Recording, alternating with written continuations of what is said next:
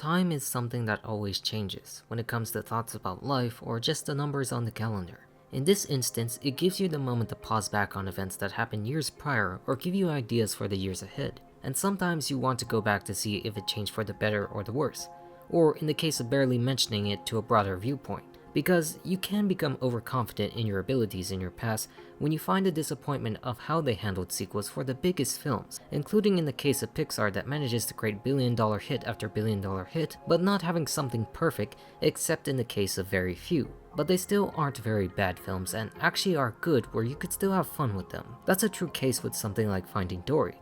the first in line of much-awaited sequels in this era after Toy Story and the Cars franchise got their first hits, where this one set a different standard because it was not just simply a sequel to Finding Nemo, it was just a story focused on one of its fan favorites played by none other than Ellen DeGeneres before she really took a big downfall. At least that's what I know publicly, since I clearly can't comment on that nature too much, but just for this franchise, she just did a fine job in playing this blue tang fish with short-term memory loss, a character noted for its bubbly, optimistic persona that helped Marlin alongside his journey despite looking like she'd be a hindrance, all because of the motto of just keep swimming, something she just sings along as a fun thing to do, but also much more in the perseverance of life that thrives above and below, and how you can make that story continue in such a unique way, uncovering its past and going to a brighter future. The title of this movie meaning much more than just finding someone, but also meaning to find yourself. Because when we look back on Finding Nemo, we are mostly trying to find something that was taken from us. Marlin's backstory where most of his family, his wife and kids,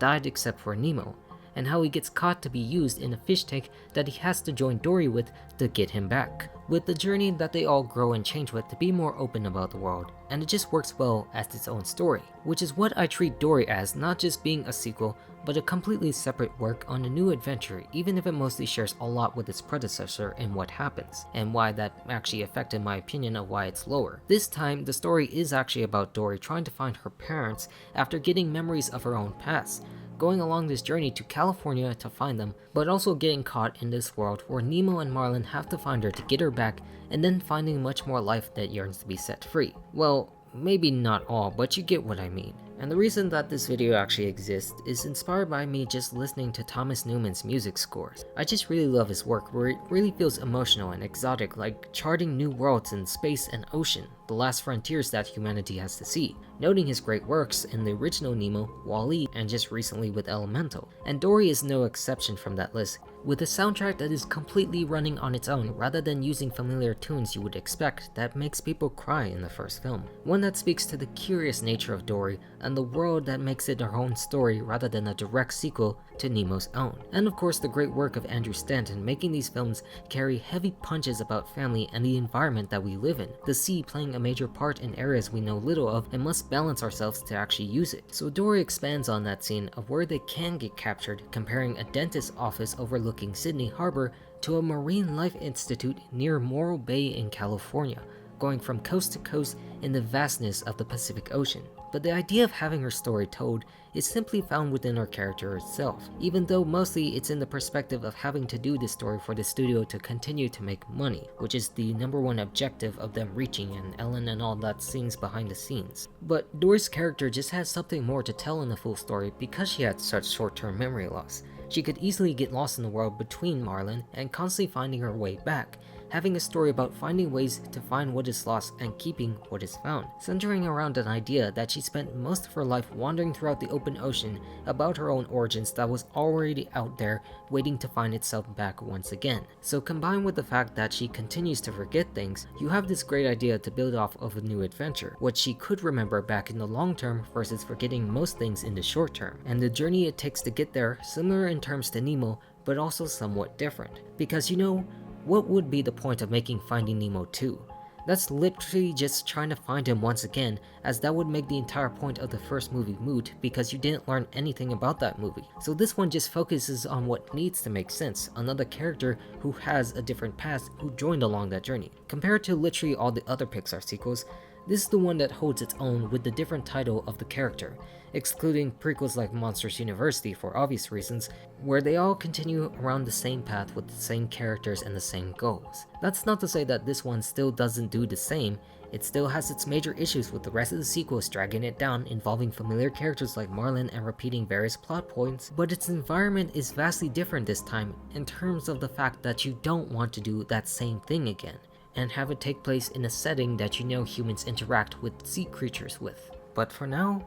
let us go back in time, almost 10 years now since the release of Finding Dory, and why it's so beautifully naive for the right reasons. So when you start the film, you go way back to Dory's own childhood with her parents, already showing since birth that she had a problem with short-term memory loss. The film really stresses to begin with this point, but also with the heartfelt knowledge that they would never forget about their daughter as much as she would never forget about them. But this memory loss also did contribute to herself losing her way, getting caught into the open ocean with various other sea creatures, all with one thought on her mind: to try to find someone she doesn't know quite yet. Because of the short-term memory loss, she can't remember the thing that actually got her to this very point. That is, until she finds and runs in with Marlin, an almost literal recreation of the original movie scene when they first met. Like, if you do look back on the original, it's almost amazing looking like the same exact thing, but with a few minor tweaks here and there in the apparent animation quality from the decade prior, but how it still holds up regardless in the original film. Also, there is a big difference in the scene in the fact that they cut the scene down before they swim off, which is the fact of Dory's own short-term memory loss saying hi again to Marlin. I'm not sure why they cut it out since it's only a few seconds longer, but I understand it's something we already know coming into this sequel, already introduced within a newer context, the point of her losing her family and trying to find her way back. The first film was done to show that she already has this issue, and now we seek to know more about her past. And the fact that this film is also sharing a different perspective is where she even may have short-term memory loss about this entire scene, remembering events such differently with where they wanted to go in order to get back to her parents' mystery. So you go back a year later after the events of the first film with the familiar tunes from Nemo, where she currently lives next to them in the reef. This whole first act is to remind us that she still has this short-term memory loss that creates lots of problems, where Mr. Ray actually doesn't want her to join in to help in class in case of such mishaps wandering off. We are also constantly reminded of everyone having mommies and daddies, which makes her think a lot about something she can't quite know until Mr. Ray in the class mention something like the undertow, the underwater current that actually appears when waves are formed above the surface and can actually sweep you the other direction if you're not careful, like we would have learned with her parents. And while heavily focusing on her image, we can also still hear Mr. Ray in the background talking about instincts that you always known, connecting to Dory's character about her past, that she's finally remembering something that she lost long ago. This finally happens once a group of Rays come across to sing a song, a migration song about knowing where to go, while she gets swept up again in the group, where it flashes back from Nemo to her parents, how she herself got swept under by the undertow away from them such a long time ago. And this sets things off to find them once again in the very location that Nemo was taken the year prior, which Marlin does not want, thinking he has all his family here safe rather than going out and losing one again, but how she wants them to come due to that same feeling he had when he lost something wanting to be found. The heartbreak of not having to see your family again, separated over long distances, which he relents and accompanies her with Nemo out to California despite its long distance, which actually by the film's account doesn't actually take too long since they head off on the EIC again. Well, it's not actually the East Australian current in this time, but the California current specifically relating to their location. It actually doesn't quite make sense since the turtles are here and there, since they live in the Great Barrier Reef, which is near Australia, but this is still a movie with its own superhighway system used by sea turtles that can spit you out like a roller coaster. There is also the other point of doing this so it wouldn't be a one-to-one in comparison to the original film when Marlin and Dory get caught in the ocean trying to find their way to Sydney. Instead, in this sequence, we deal with a different shipwreck that doesn't have bombs or sharks with bloodlust, but a giant squid that almost eats Nemo. It's our first instance of the major problems that Dory has to face with her short-term memory loss, trying to find the best way out of things, but accidentally hurting the one she loves like Nemo, which upsets Marlin since she's only good at forgetting things, which hurts her, but doesn't completely take it the wrong way and decides to continue on to try to fix their situation. I mean, she actually does take the wrong way by pushing harder, but you get what I mean when people react because, you know, it's Dory. And this is the point where the parallels start to converge in Nemo and Dory's journey when we find ourselves being lured to an adventure, like the voice of none other than Sigourney Weaver. Hello, I'm Sigourney Weaver. Like, it's literally Sigourney Weaver herself providing her own voice at the Marine Life Institute, just happening because, it's Sigourney Weaver. The fun thing about this is that it relates to older work by Pixar, to Wall-E, technically directed by Andrew Stanton with Thomas Newman's score, as I said earlier, because in that film, she actually provided the voice of the Axion's computer, which is another reference to the computer system aboard the ship the Nostromo in Alien that Sigourney Weaver famously starred in, where this also wouldn't be the last time she would deal with something about water. But back to the point at hand is where her voice is used as a representative of the Marine Life Institute, but also like a guiding voice, like God talking to Dory about the place in Morro Bay to find her parents, with the goals of the Institute to rescue, rehabilitate, and release, all which lead the way to help her find them, and also repeating the finding theme of these movies where she's suddenly taken by the researchers or the rescuers in this boat, just like how the dentist rescued Nemo in his fish tank. Now separated, she gets placed in this quarantine area with a tag that's meant to send her to Cleveland, which catches the attention of this octopus named Hank, who is very grumpy and pessimistic about the ocean but yearns to be in an aquarium rather than the ocean itself. That he wants to go and help her in exchange for having that tag escaping the grasp of the workers at the Institute to get there, despite his now clear issues with her short-term memory loss. You don't remember what we were talking about? Hank is a character that is literally the opposite of all the other fish we have met previously in the films, who couldn't stand being in a fish tank wanting to get home into the ocean, whereas an octopus, or more specifically a septopus by Dory because he lost a tentacle, he just wants to spend time in a nice safe glass box, due to bad memories of the ocean. This actually might have to relate to the dangers it has since it's free and uncharted nature with predators galore like the squid or shark that threatens to eat if possible, or he probably just feels like he couldn't survive in the vast space of nothingness but water. On the other side, we start to see Marlin regret him for saying the stuff he said earlier to her, leading her to get taken away, which catches the attention of two sea lions, one of which happens to be voiced by none other than Idris Elba, or Knuckles as we currently know him by. They explained what happened to Dory getting sent into quarantine, but how their opinion were just being fixed up to normal health and sent back outside where they get to sleep on a rock, and kick Gerald off for attempting to even try. This is where they devise a new planet to enter inside by this weird bird call.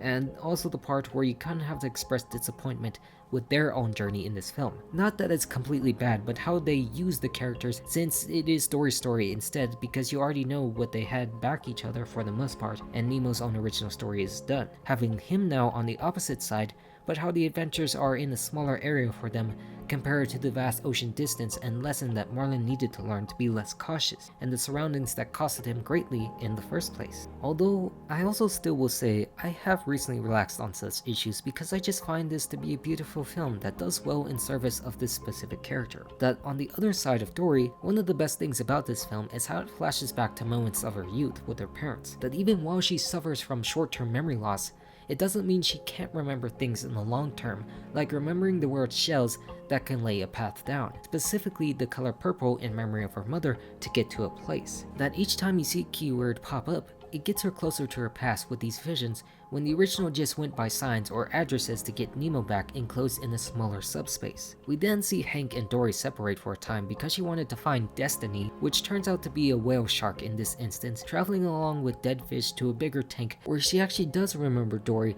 despite her nearsightedness because they were pipe pals. This reveals the truth that Dory was actually born here at the Institute in the open ocean exhibit where her parents must have been, and also meets Bailey being a beluga whale, who can't seem to use his echolocation, or just mostly like Dory of just can't remember how to use it, especially in regards to her not knowing where to go in the pipes to get to the exhibit despite Hank insisting on his impatient tentacles. She gets reminded again that there's always another way that her dad taught her too, that even though she might suffer at directions or tackle a task, there's always another way to solve that, which is a good lesson that this movie makes in terms of kids who can't do what others can, encouraging that they will succeed as much as anyone else. But it involves plans that are unfortunately more insane when Hank has to steal a stroller to make their way back to the exhibit, despite out in the open with dozens of people watching or looking in disgust at the octo baby, which I believe is straight up discrimination right here by these two women. While of course also juxtaposed with Nemo and Marlin watching above, taking a ride with a bird with this weird call that I really don't want to talk about in this instance, because it's just more for comedic purposes rather than, again, the same thing I mentioned in the original journey. Instead, they get involved, trapped here and there, and going around the grounds where it just feels repetitive and not of rational thought that they could do for the characters, when it's just better to focus on what's more important, like Hank's ideas of what happened compared to her own. The perspective of him being safe in that tank rather than out in the ocean. With this argument unfortunately leading them to another trap into the touch pool, which is kind of a cool reference similar to one scenes like in Toy Story 3 with the caterpillar room of the perspective of big human kids compared to small little fish, transitioning out where it feels normal like we usually would think without care since fish don't display much motion, but zooming down to reveal this world that fears just like Hank who lost an arm because of these kids. This is where we learn of the origin of her phrase "just keep swimming" that came from her parents after she was sorry for almost hitting someone else, to keep pushing on even if it seems tough to get out of any situation. They didn't successfully escape, which he didn't expect but seems so grateful for, as they're on their way to the exhibit in the open ocean, saying a last goodbye with the place that she originally came from, giving him his tag, but not without him saying that he'd think he'd never forget her, as she would say herself, for helping out. We see physical traces of her past here, with its shells and her memories still present, but when she goes back to her home, they aren't actually there, leading her to see another memory of her past when she wanted to give a purple shell to make her mother happy, who was worried so deeply about her and her memory loss, actually getting swept away in that same undertow we saw at the start with our visions. We also learned here by these small crabs in the exhibit, with one happening to be voiced by John Ratzenberger, that all the blue tank fish were tagged here to get into a new exhibit in Cleveland, hence why she was also tagged when she was stuck in quarantine for the first time, and how all the blue tank fish are now gone just like her parents, meaning now she has to go through the pipes again that Destiny pointed out in the beginning. But how she does get stuck in this situation, leading her to actually call them out and actually have Bailey finally using his echolocation to locate the quarantine room. And surprisingly enough in this scene, she finally meets back with Marlin and Nemo again, who looked here in the pipes after they got directions by a clam. Well, not a clam directly, but annoyed into the pipes by him. He also comes to apologize for his actions earlier in the film, knowing that she did actually succeed in helping him find Nemo and all the incredible things they did across the ocean, encouraging her to look on for her parents since her skills outweigh her disability to forget. They then manage to take the right turn into quarantine, where all the fish feel better, ready to be taken or released. They manage to make it into the blue tank by the help of Hank, where the truck is ready to take all of them back to Cleveland, where most of the fish actually remember her, yet tell how her parents did actually come to find her in quarantine, but left in the pipes years ago when she was first lost. This causes a great panic in her mind, thinking they might be dead since they went out there and nobody actually returns, causing her vision to go blurry because of this panic attack. It's one of my favorite scenes in the film because we switch to her own perspective. The movie just goes into this first person point of view so we can understand the gravity of the situation, and her emotions that run wild, sending her back into the ocean itself below when things don't look good until she gets out, unfortunately losing everyone she knows and asking for help once again like she did at the start, which that is the case until she looked back down at the shells, remembering to follow it that leads to a certain spot on the seabed with so much more, spreading out for miles when we realize that this was planted by Dory's parents all along, celebrating at her return in a beautiful moment scored by Thomas Newman, with the family together once again, that even though she's sorry, it doesn't matter to them because she found them. They chose to stay here for so long just to find their own daughter, in a location that Dory might have been when she first came out of the tube. That no matter what, you cannot forget the things that are most important to you, especially the love of your family, which also reminds her in terms of her family to help Marlin and Nemo before they get shipped to Cleveland, again requiring Sigourney Weaver's help to lead them back to the Institute and helped by Destiny and Bailey. And this is where we get to see Dory's genius truly work, even though most people might have problems with this third act and events by what they do, which is totally insane, causing havoc on a freeway, but just how I enjoy things as something Dory would really think about about to do during her rescuing her family. That even though her parents are worried to lose her again, Dory regains confidence that she could just find them again. The entire meaning of what Finding Dory was about, finding our way back with the courage to do so despite being lost, never giving up, and to just keep swimming until we're there. So her plans actually do work, with the cute otter stopping traffic, where she reunites with them knowing that they are too part of her family, where you cannot forget the most important things in life no matter what you do, even though the drivers still prevent them from fully escaping, letting the otters back out while they get their vehicles rolling again, where the bird only gets Nemo and Marlin to escape while she stayed behind with Hank and the rest. They do thank them for helping find her again, but how they need to act fast to get them back before the crazed plan to get them out. This is where we have to point out the fun cameo by one of the drivers of the truck, because passenger Carl here is actually voiced by Alexander Gold, who was the original voice of Nemo, since he did age, which is a big issue that these films have, taking years after the first, where only the adults stay the same, but the fun knowing that their own involvement still continues on, and the respect that they all put into the passion of these films. Where Dory tells Hank in this scene that life's best moments happen by chance, not by planned situations like going to Cleveland to stay in glass boxes, but enjoying the wild, unpredictable nature of the ocean itself, helping out to escape, and doing the most insane thing possible. Because it's always the modern Pixar films that have toys or fish cause so much problems with humans now, actually interacting with their environment, like driving off without them or just reckless in general, getting almost caught by the police before they jump off to the tune of What a Wonderful World by Louis Armstrong. It may seem strange and weird, and it's ridiculous for a finale, but I actually genuinely like it in a way, reflecting on Sigourney Weaver's words about rescuing, rehabilitating, and finally release them back to where they belong. In a way, it's helpful to someone like her who always tries to do the best with directions when she forgets, but never loses sight of what's really important to find in the end. With them all back down, settling back in the reef, with life finally good once again. With her now choosing to go to the drop-off to remind her of her greatest lesson, doing whatever is possible as long as you believe it in your mind. The view might be easy to get lost in for so many reasons, but it's also where you can find out where you belong or what you can do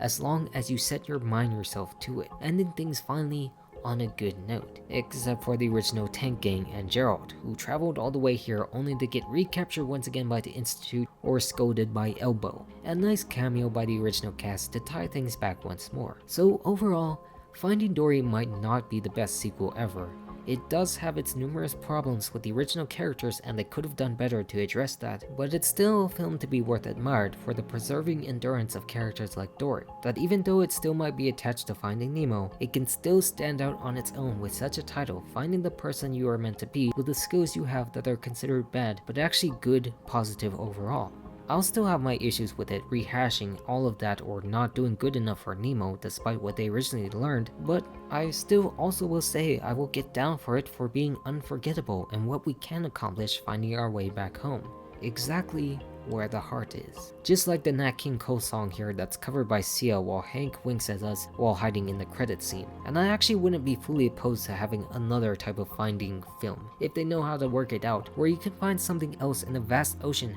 that we have yet to fully explore ourselves as humans. That, if we learned recently, they play their cards right with these films, they actually can work. But how that's still yet to be seen, rather than the stench of mediocrity that it created during these mid-2010s period. But for now, let us revel in Finding Dory for being beautifully naive. Not in a bad way, but in a good way to find its way back. I'm all done. Goodbye.